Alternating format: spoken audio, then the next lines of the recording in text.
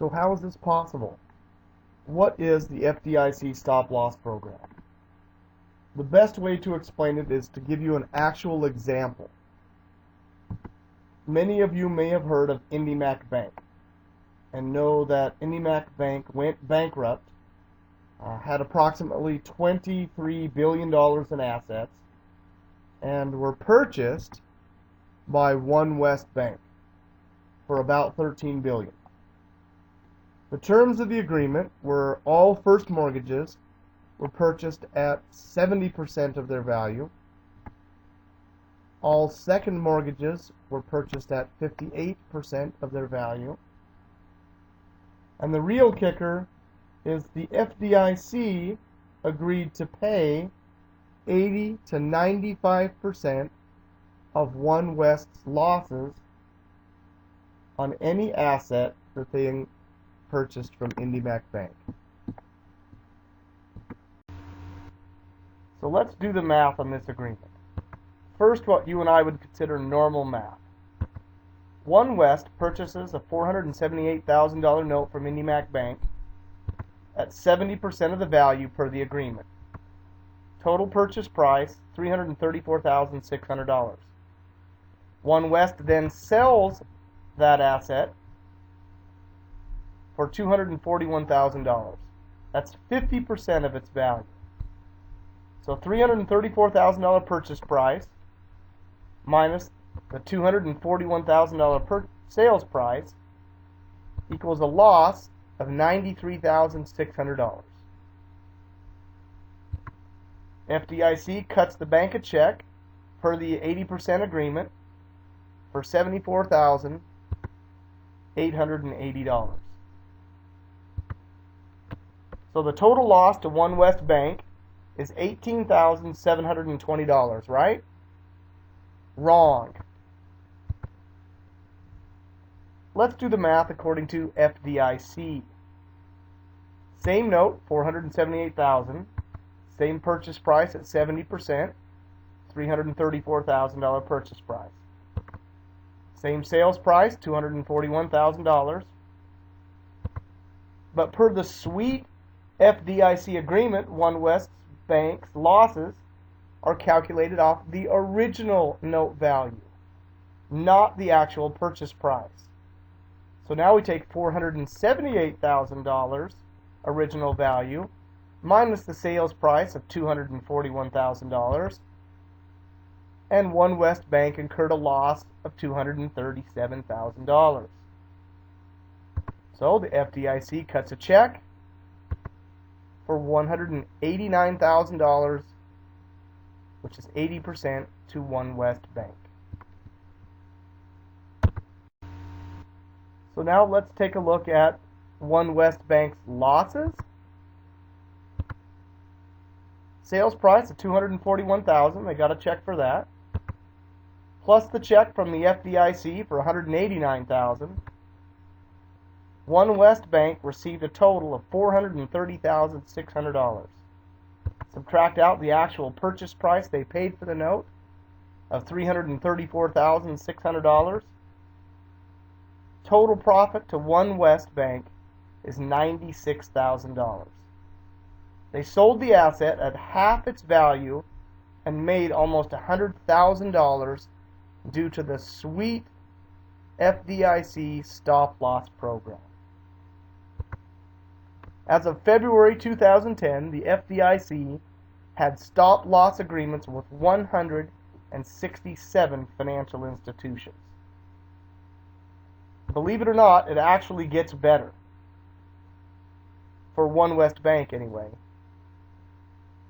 On the FDIC's website, under FDIC Loss Sharing, Chapter 7, page 195, it reads, eventually, loss sharing was structured to include a transition amount, so that if losses exceeded the projected amount, the FDIC and the acquirer would share the losses at a 95-5 basis, respectively. FDIC covers 95% of the supposed losses One West Bank incurs when selling an IndyMac Bank asset. Wow, it's really good to know people in high places. You wonder why it's so hard to get a modification loan? Because the money is too good in selling it for a loss. Oh, and for those of you that are Glenn Beck fans, guess who is the owner of One West Bank? George Soros.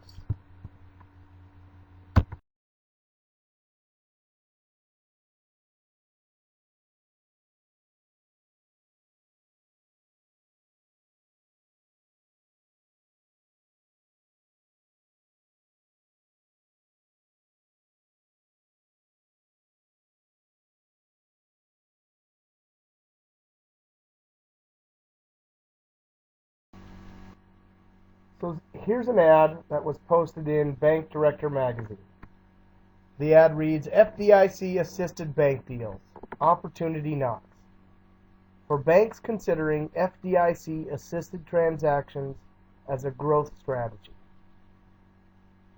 The caption under the opportunity knocks graphic read, the seminar is designed to help you determine if an FDIC assisted bank deal is an appropriate growth strategy for your bank.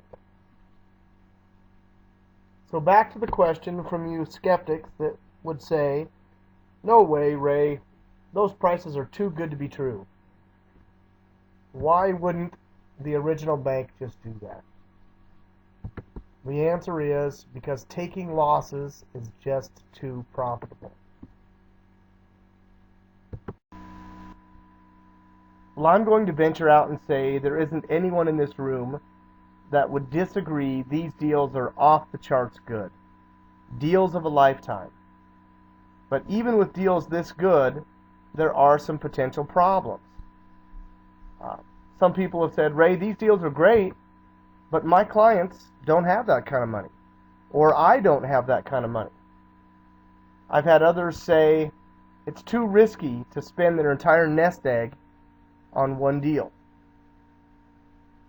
Or some have said, the project's just too far away. How would I manage it? Well, BNN's partnering program has the solution to these problems. With BNN's partnering program, you can find joint venture partners through the BNN network. With these additional partners, you can close deals you normally wouldn't be able to. Reduce the capital needed to close. Take down more and larger deals. Spread the risk over multiple partners. You can strengthen your new venture with diverse partner expertise. You could find a new partner that's an attorney or an accountant, a developer or a contractor. Or you could find a partner in the immediate area of the asset. Ultimately, BNN's partnering program is a tool to increase your profits and your commissions. But now let me quickly tell you about the greatest tool that BNN offers, and that's the financing. BNN has both short and long-term financing options available. Loan amounts up to $50 million, all property types. Our short-term financing has fast closings in little as 1 week. Approvals are based solely on the strength of the deal and not the borrower, up to a 65% of the purchase price, and loan terms from 90 days to 1 year.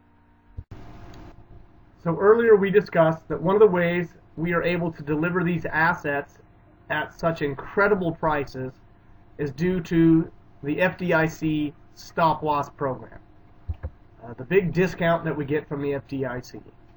Now, the FDIC's program is designed to encourage the purchase of failed institutions' assets by stable institutions, and they do that by limiting their supposed losses. This program gives those institutions the ability to liquidate the newly acquired assets at substantial losses but at the same time still making a profit. So much so that the banks are going to growth strategy seminars to learn how to do this better and faster. So that being the case, when would be the best time for you to get involved?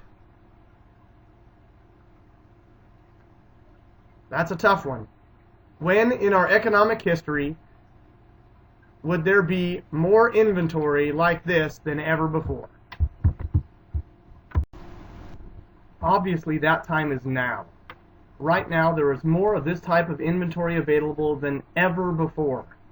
Why? Because of where it comes from failing banks, failing mortgage companies, and other financial institutions. Let's look at a chart. These numbers are right off the FDIC's website. These numbers reflect only the FDIC insured banks, not the other hundreds of failed mortgage companies and other financial institutions.